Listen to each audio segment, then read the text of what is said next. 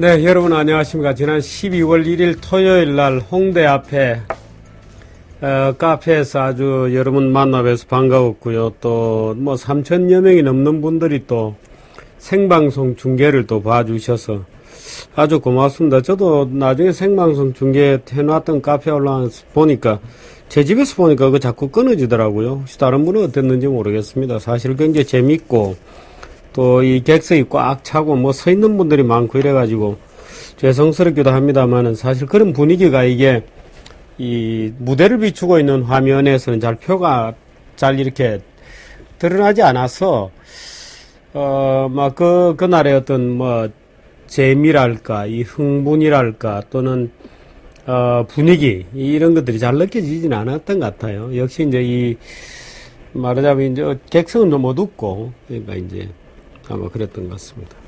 그 참석해 주신 분들께 정말 고맙고 또 그게 가보니까 저도 그 홍대 전철역에서 조금 한참 걸어가서 찾기도 좀 어렵고 그렇게 돼 있더라고요. 그래서 글쎄 장소가 너무 찾기 어려워서 좀 죄송스럽기도 하고 그랬습니다. 날씨도 그날 추워가지고 눈이라도 좀 펑펑 오는 날 따끈한 이 정종을 한 잔 청주를 따끈하게 데워서 한잔하는 그런 소모임 같은 것도 좀 가졌으면 좋겠고 그렇습니다만은 제가 이거 몸이 한 개밖에 안 되어서 다시 한번 그날 와주신 손님 여러분께도 감사드리고 또 뭐 저 게스트로 오신 조동은 교수님 또 뭐 김종숙 교수님 안재혁 교수님 김재환 교수님 전혜연 교수님 뭐 여러분들 뭐 복걸 선생님께서 그날 아주 재미난 얘기를 여러 가지 해주셨는데, 복걸 선생님 아직 제가 공식적으로 확인한 건 아닙니다만 아마 은퇴를 하신다는 얘기가 있어요. 그래서 은퇴를 하시고 고향으로 아마 서산일 텐데요, 충청도. 그 고향으로 은퇴하신다는 얘기가 있어서 제가 지금 걱정이 좀 있습니다. 이 복쌤 은퇴하시면 어떻게 하나 하고 걱정이 좀 됩니다만은, 언제 한번 여쭤보고, 글쎄요, 이거 참 은퇴를 하시는 분을 말릴 수도 없고, 그렇습니다. 그래 좀 착잡한, 이거 진짜인가 하고, 은퇴하시면 어떡하나 하는 기분이 좀 있습니다. 사실 지금 다른 동영상 만들 게 많은데, 간단하게 안철수 후보, 전 후보죠, 이제. 해단식 얘기 한마디 멘트를 좀 안 할 수 없습니다. 이 안 후보는 제가 여러 번 얘기했지만 이 정치를 하기에는 부적절한 사람입니다. 정치를 하기에는 부적절한 성격인데 어쩌다가 대중들이 이제 특히 젊은 친구들이 이제 막 이렇게 부축에 올려서 몸에 독이 쌓여 있거든요. 그 대중의 지지라는 것은 독입니다. 제가 정규재 TV 홍대 앞 파티할 때도 그런 얘기를 했습니다만은 무슨 이런 거는 노빠다, 박빠다, 안빠다 이런 거는 좋지 않습니다. 이 빠라는 현상은 대중정치, 민주주의가 되었건 어떤 것이 되었건 정치라는 것은 기본적으로 인간을 기만하고 하는 기본적인 속성이 있습니다. 이제 권력작용이 있기 때문에 그런데요. 그래서 사실 이 정치라는 것은 적절한 합리적 관심과 합리적 무관심 사이에 약간 이 줄타기를 하는 듯한 이제 그런 긴장 정도가 좋죠. 그것도 지식인의 자세이기도 하고, 합리적 관심이라고 하는 것은 투표장에 나가야 되겠다고 하는 정도의 느낌을 갖는 정도. 합리적 무관심이라고 한다면 열광적으로 어떤 자기 지지자가 안 된다고 해서 실망하지 않는 정도. 우선 열광하지 않는 정도, 이제 이런 선으로 정의되겠죠. 그래서 사실 정치에 대한 관심이라는 것은 합리적 관심과 합리적 무관심. 말하자면 우리가 도시생활을, 제가 도시의 승리, 도시 미학 산책이라는 동영상을 만들 때도 도시라고 하는 것은 기본적으로 합리적 무관심 위에 설계되어 있다. 이런 말을 드렸잖아요. 도시라는 것은 농촌처럼 말하자면 앞집 사는 홍길동 씨 집안에 재산이 얼마인지, 땅이 어디에 있는지, 또는 집안에 숟가락이 새로 들어왔는지, 냉장고가 새로 들어왔는지, 이런 거를 이웃 사람의 삶에 대해서 적절한 무관심이 도시 생활의 기본 출발입니다. 또 그런 적절한 무관심이 사실은 모든 개인들의 자유의 출발이죠. 그렇다고 해서 완전히 무관심한 것은 아닙니다. 이 도회적 관심도 동시에 가지고 있는 거죠. 그 도회적 관심이라는 것은 타인의 사적 공간에 대한 배려와 존중을 기초로 한 관심입니다. 그러니까 쉽사리 남의 집에 들어가지는 않죠. 앞집에 어느 분이 사는구나 하고 현관에서 만나서 반갑게 인사하고 공원에서 만나서 안녕하세요 하고 인사를 하지만 나무 안방까지 잘 들어가지는 않습니다. 그건 예를 들어서 우리가 나이가 들어서 여러분이 예를 들어서 신혼부부 집에 집들이를 가더라도 그건 마찬가지인데 어릴 때는 침실까지 못 들어가기도 합니다만 가능한 사실은 그런 게 아닌 것이 예의죠. 그 말하자면 사생활에 대한 존중과 타인에 대한 적절한 관심과 무관심의 어떤 그 밀고 당기는 밀당 요즘 말로 그게 도시생활의 에티켓이다 이렇게 얘기할 수 있겠습니다만 정치도 마찬가지입니다. 정치에 대한 적절한 관심과 적절한 무관심이 적절한 기량 밀고 당기는 어떤 그런 작용을 하는 것이 정치고 어떤 경우는 좀 더 깊은 애정을 가지게 되고 또 그런 과정이 어떤 이포칼한 시점 예를 들어서 어떤 뭐라 그럴까요? 어떤 획기적인 뭔가의 터닝 포인트가 되는 그런 지점에 가면 사람들이 감정이 끌어오르게 되죠. 야, 이거 큰일 났다 하고 소위 분기탱천하는 지점이 오게 되는데, 물론 그 분기탱천은 사람마다 느끼는 온도 차이가 다릅니다. 어떤 것은 60도에 끓고, 어떤 것은 물은 100도에 끓고, 어떤 것은 120도에 끓듯이 사람마다 다르지만, 거기에 대한 판단도 사실은 어떤 개인의 지적 수준에 따라 말하자면 빙점과 비등점의 온도들이 다 다른 것이죠. 이 안철수 씨 얘기를 하다가 그렇게 되었는데요. 지금 안철수 씨 같은 경우에는 사실은 바들이 형성이 되면서 그 바들의 지지가 말하자면 몸속에 지금 스며들어서 이게 독이 된 겁니다. 독이 말하자면 대중의 지지라고 하는 독이 안철수에게 완전히 안철수의 영혼을 지배하고 안철수 씨의 어떤 정서를 지배하는 그런 과정에 있고, 그래서 제가 처음부터 안철수 씨의 무슨 선행이랄까 안철수를 위인처럼 끌어올린 여러 가지 것들은 사실 근거 없는 것들이 굉장히 많습니다. 근데 우리 시대 자체가 언제나 어떤 스타가 필요하듯이 그렇게 만들어진 거죠. 하나의 만들어진 신화이고 말하자면 조작된 기억이다. 이렇게 볼 수 있습니다. 뭔가 마사지가 된, 매니플레이트 된 기억의 집합이 안철수 현상의 하나의 그런 요소인데요.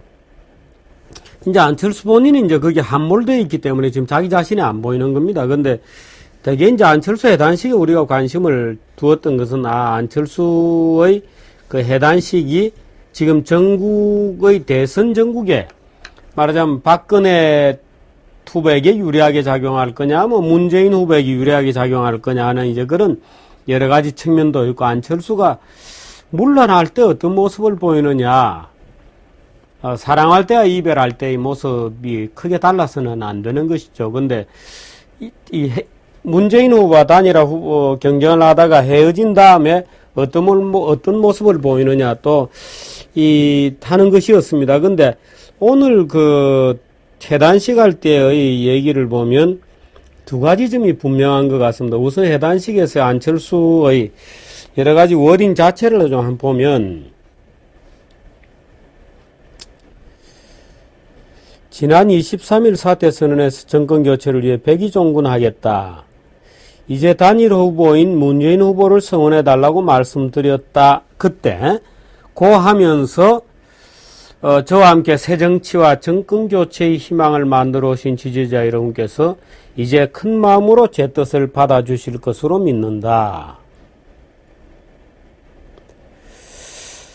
그 다음에 이렇게 얘기해서 오늘의 헤어짐은 끝이 아니라 새로운 시작이다. 국민들께서 만들어주시고 여러분이 닦아주신 새정치의 길 위에 안철수는 저 자신을 더욱 단련해 항상 함께 할 것이다. 어떤 어려움도 극복하자. 지금 대선은 거꾸로 가고 있다. 국민 여망과는 반대다. 새 정치를 바라는 시대 정신은 보이지 않고 과거에 집착하고 있다. 네거티브 선거와 관련해서 대한민국 대통령을 선출하는 선거에서 흑색선전, 이전투구, 인신공격이 난무하고 있다. 대립적 정치와 일방적 국정이 반복된다면 새로운 미래는 기대할 수 없다. 국민의 편을 가르지 말고 통합하고 정치혁신, 정치개혁에 희망을 주고 경제위기에 대비하고 통합의 기반을 마련할 수 있는 선거가 되어야 한다고 간곡하게 호소한다. 이게 답니다. 이 후반부는 아마 내가 앞으로 정치를 계속하겠습니다 하는 다짐인 것 같고요. 중반부, 예를 들어 지금 정치가 혼탁하다는 얘기는 문재인과 분명히 선을 끊는다고 봐야죠. 물론 박근혜에 대해서는, 후보에 대해서는 기왕에 이제 그건 새누리당이 총선에서 이기는 것을 보고 자기는 새누리당을 깨기 위해서 나왔다 이렇게 했으니까 뭐 그건 당연한 건데, 새삼 이 대선 전 전부가 엉터리다 이렇게 얘기함으로써 사실상 문재인에 대해서는 지지하지 않는 다는 선을 그은 것이다 이렇게 해석되는 대목입니다. 문재인에 대한 지지는 지난번 23일 날 얘기한 것이 전부다. 정권교체를 위해 백의종군한다. 문재인 후보를, 이제 단일 후보인 문재인 후보를 성원해달라. 그 지난번에 얘기하지 않았냐 하는 선 정도 1. 그 다음에 선거가 혼탁하게 해서 엉망이다 하게 되면 이제 그 문재인 박근혜를 모두 싸잡아 비난하는 것이고, 3번 뭔가 새로운 정치가 필요하다. 이것은 이제 자기가 나중에 새 정당을 하겠다, 이제 정당을 만들겠다, 이제 이런 뜻으로 해석이 됩니다. 그 얼마 전에 손학규를 만났대죠. 손학규 씨를. 사실 이 손학규라는 분은 아주 재밌는 분인데, 이제 사실은 결정적인 잘못을 저지른 거죠. 그건 이인재도 마찬가지입니다.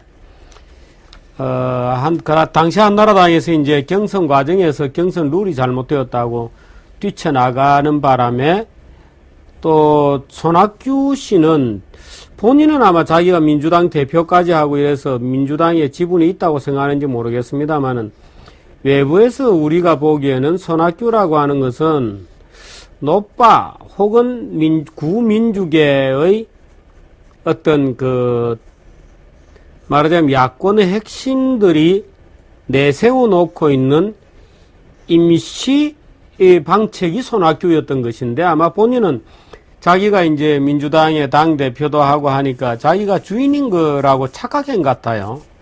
그는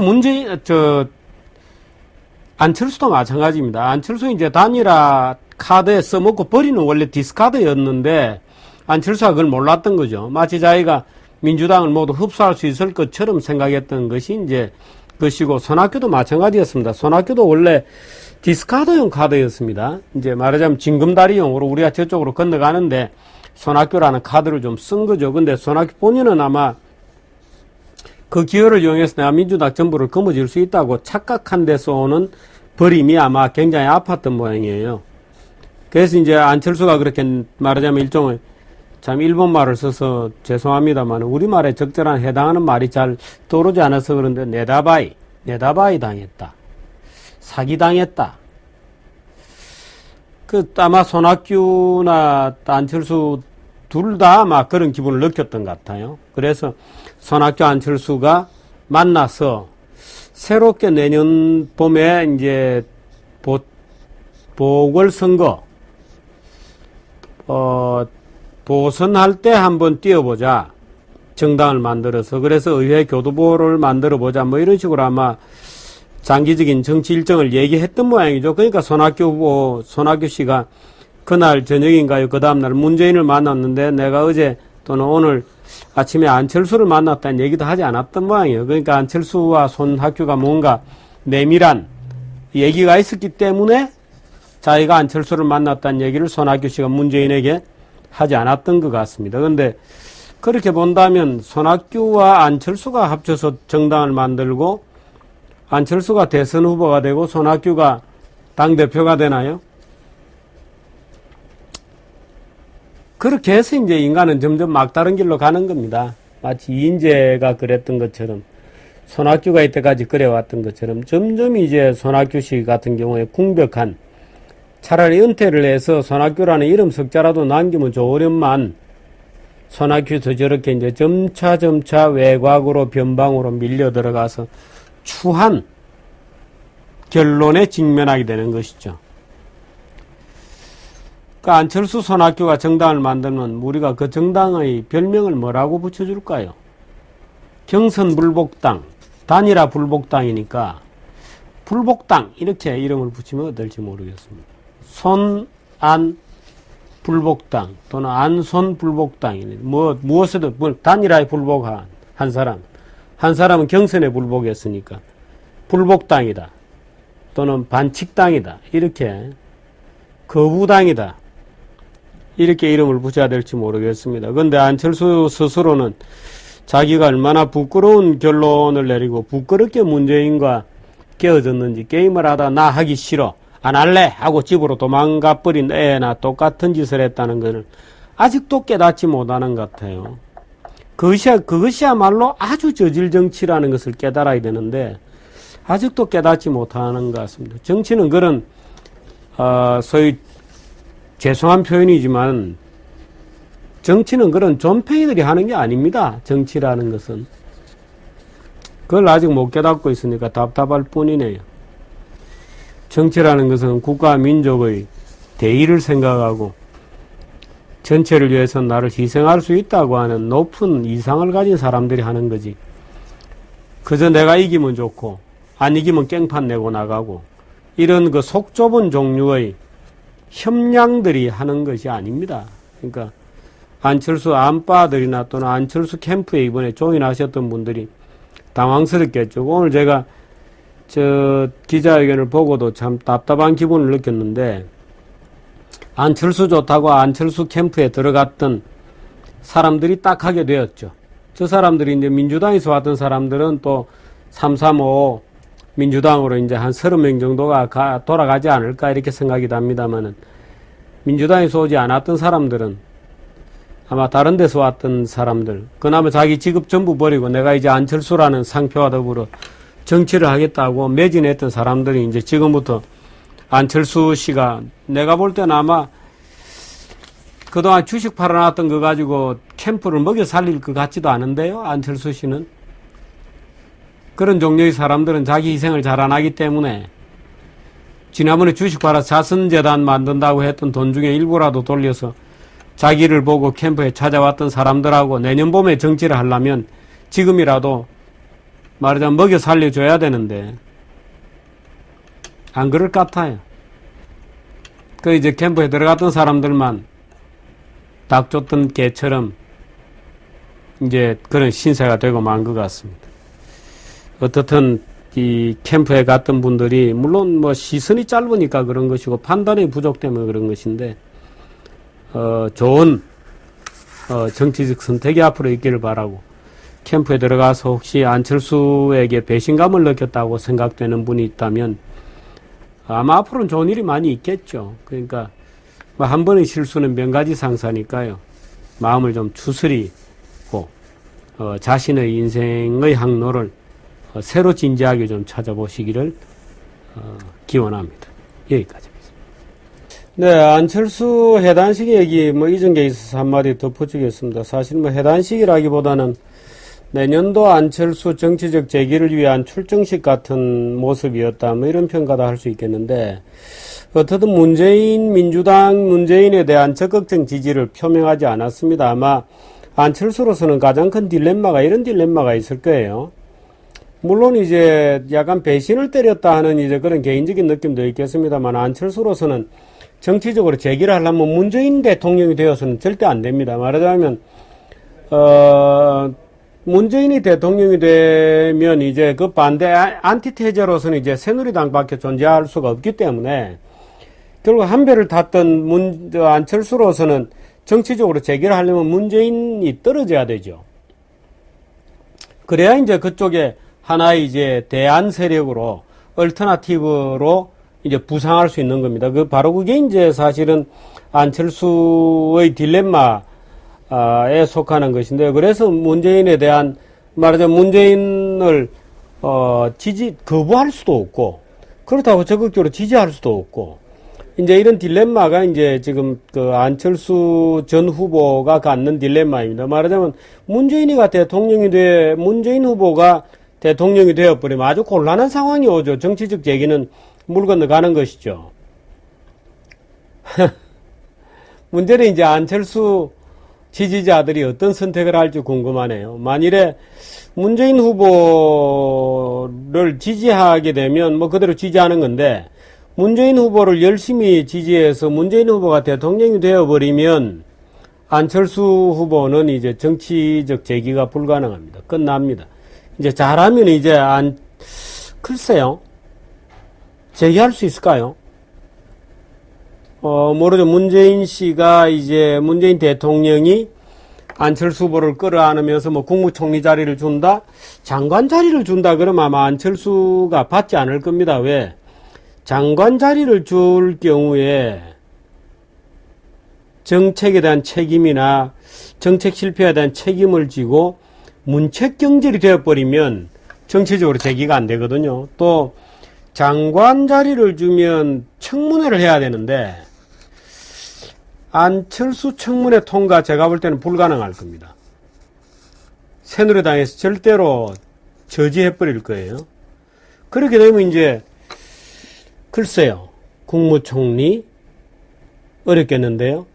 이제 그렇게 되면 안철수 전 후보의 선택은 정당을 만들어서 새 출발을 해서 국회의원을 하는 방법밖에 없고, 그런데 그렇게 하려면 문재인 후보가 떨어지는 것이 유리하죠. 안빠들은 어떤 선택을 하게 될까요? 참 아주 재밌는 딜레마 게임 같은 상황이 벌어지게 되었습니다.